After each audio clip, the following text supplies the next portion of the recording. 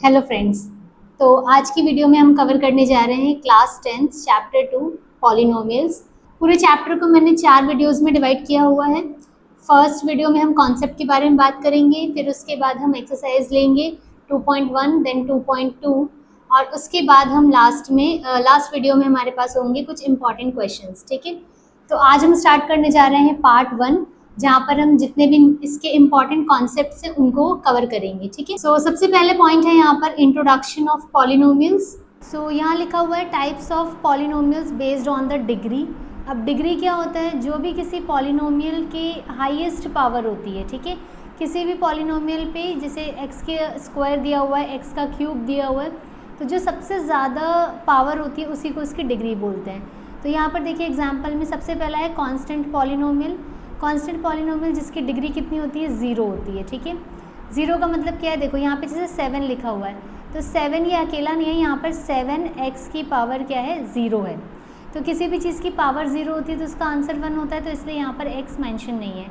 मतलब यहाँ पर x की पावर 0 यानी कि आंसर 1 है, तो यहाँ 7x की पावर 0 यानी आंसर 7 दिया हुआ है। ठीक है, इस तरीके से। तो डिग्री कितनी हो गई? 0। इसमें यहाँ पे सिर्फ कांस्टेंट टर्म होगा, कभी भी x वगैरह या फिर y या फिर z ऐसे वेरिएबल नहीं होते हैं। नेक्स्ट आता है लीनियर पॉलिनोमियल, जिसमें डिग्री 1 होती है, यानी x की जो पावर होगी वो क्या होगी? हाईएस्ट पावर क्या होगी? 1, जैसे एग्जांपल दिया हुआ है। और एग्जांपल्स ले सकते हैं 2x + 9, ऐसे एग्जांपल्स भी आ सकते हैं इसमें। तो यहाँ पर जो ग्राफ बनेगा इसका वो कैसा बनेगा? स्ट्रेट लाइन ग्राफ अभी हम लेंगे ज्योमेट्रिकल मीनिंग में। उसके बाद नेक्स्ट आता है क्वाड्रेटिक पॉलिनोमियल। यहाँ पर क्या बोला हुआ है? क्वाड्रेटिक में जो हाईएस्ट पावर होगी वो कितनी होगी? 2।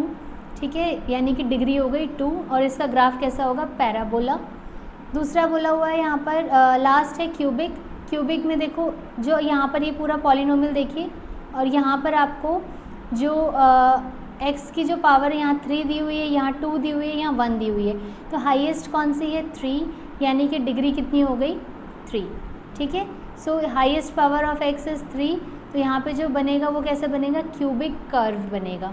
तो ये इंट्रोडक्शन का पार्ट है। यहाँ पर थोड़ा नोट में भी लिखा हुआ है, the degree of polynomial is the highest power of variable x in the polynomial अगर px निकालना है हमें। ठीक है, ये बात हो रही है जब हम polynomial in terms of x निकालते हैं।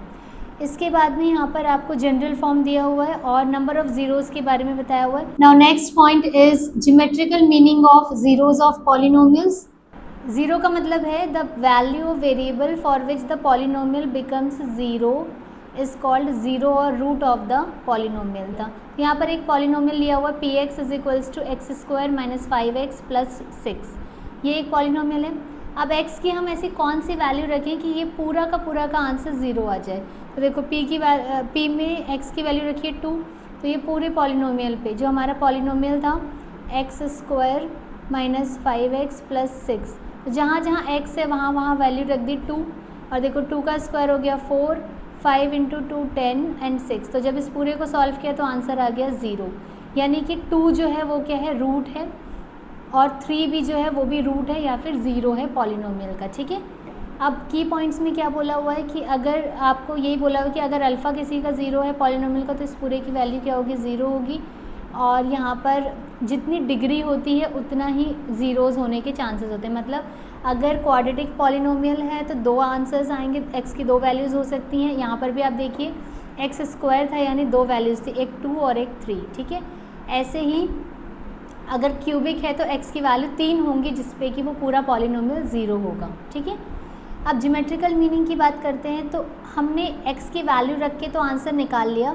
कि 0 कैसे आ रहा है, लेकिन अगर हमें ये देखना है कि ग्राफ के बेसिस पे 0 कैसे आता है, तो उसमें हमें ग्राफ्स को देखना होता है x एक्सिस और y एक्सिस पे। ठीक है, तो जब कोई भी पॉलिनोमियल x के टर्म्स में है तो x एक्सिस पे जितने कट्स लग रहे हैं ग्राफ के थ्रू उतने उसके ज़ीरोज़ होते हैं, और अगर y के टर्म्स में है तो y पे जितने भी कट्स लग रहे हैं उसके टर्म्स में उसके 0 होंगे। देखो जैसे यहाँ पर x एक्सिस पे कितने कट्स लग रहे हैं? 2 कट्स लग रहे हैं। अब देखिए ये ग्राफ जा रहा है ऐसे, पैराबोला ग्राफ है, क्योंकि हम बात कर रहे हैं क्वाड्रेटिक पॉलिनोमियल की। अभी हमने देखा था क्वाड्रेटिक पॉलिनोमियल में पैराबोला बनता है, तो 2 जगह कट कर रहे हैं, तो यहाँ पे कितने होंगे? Number of zeros 2।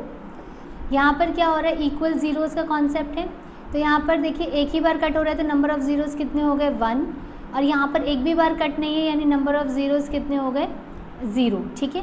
तो 2 हो गए, 2 अलग अलग ज़ीरोज़ हो गए, यहाँ पर 2 इक्वल ज़ीरोज़ हैं यानी कि एक ही आंसर होगा इसमें, और यहाँ पर आपके 9 ज़ीरोज़ हैं। तो यहाँ पर इस तरीके से 3 केसेस हैं जो कि आपके एनसीईआरटी में भी दिए हुए हैं। तो ध्यान रखिएगा जिस एक्सिस की बात की जा रही उस एक्सिस पे कितना कट लगा रहा है कोई ग्राफ, उसी से पता चलता है कि उस पॉलिनोमियल के कितने ज़ीरोज़ होते हैं, ठीक है।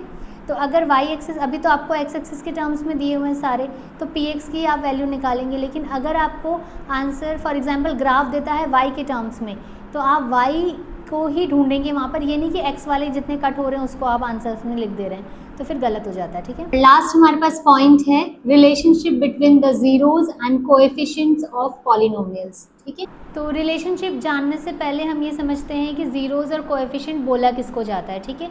तो यहाँ पर देखिए क्वाड्रेटिक पॉलिनोमियल का एक एग्जांपल लिया है मैंने। यहाँ पर आप देखिए जो भी एक्स स्क्वायर के साथ है या एक्स के साथ है उन्हीं को ही कोएफिशिएंट्स बोला जाता है। तो जो एक्स स्क्वायर के साथ होगा वो एक्स स्क्वायर का कोएफिशिएंट है, एक्स के साथ है यानी कि बी वो उसका कोएफिशिएंट हो गया, और सी को हम बोलते हैं कांस्टेंट टर्म। जब हम फॉर्मूले देखेंगे तो वहाँ पर यही सारे टर्म्स यूज़ होंगे, तो हम आसानी से उसको निकाल सकते हैं, ठीक है। और अल्फ़ा एंड बीटा को ज़ीरोज़ बोला जाता है। तो यहाँ पर आप देखिए फॉर्मूला क्या है, जब हमें रिलेशनशिप देखना है उसमें क्या है, alpha plus beta is equals to minus B upon A, और alpha into beta is equals to C upon A. तो ये दो रिलेशन है जिसको हमें क्या करना होता है, समझना होता है, और इसी रिलेशन से ही हम वेरीफाई करते हैं क्वेश्चंस को। एक्सरसाइज में जितने भी क्वेश्चंस हैं वो आपको वेरिफिकेशन के ही मिलेंगे। तो यहाँ पर देखिए अल्फ़ा प्लस बीटा यानी कि दोनों ज़ीरोज़ को अगर ऐड करते हैं तो उसका आंसर इस वाले राइट हैंड साइड जैसा आना चाहिए, और अगर इनका प्रोडक्ट निकालते हैं हम तो ऐसा आना चाहिए। तो ये सब कॉन्सेप्ट है, अभी जब हम न्यूमेरिकल्स करेंगे तो हमें ये सारी चीज़ें जो है प्रूफ करने को आएगा, वेरीफाई करने को, तो वहाँ पर हम इसे सीख सकते हैं, ठीक है। तो देखो एग्जांपल दिया हुआ है क्वाड्रेटिक पॉलिनोमियल का। यहाँ पर देखिए 2 जो है वो ए की वैल्यू हो गई, बी की वैल्यू क्या हो गई -7, और सी की वैल्यू हो गई 3, ठीक है। एग्जाम्पल हो गया ए बी सी को हम कोएफिशिएंट्स बोलते हैं, तो यहाँ पे ए बी सी की वैल्यू आ गई। अब सम ऑफ ज़ीरोज़ करेंगे, अब इस पहले हमें इसका ज़ीरोज़ निकालने होंगे, और ज़ीरोज़ निकालने के लिए हम simply middle term split method use करेंगे।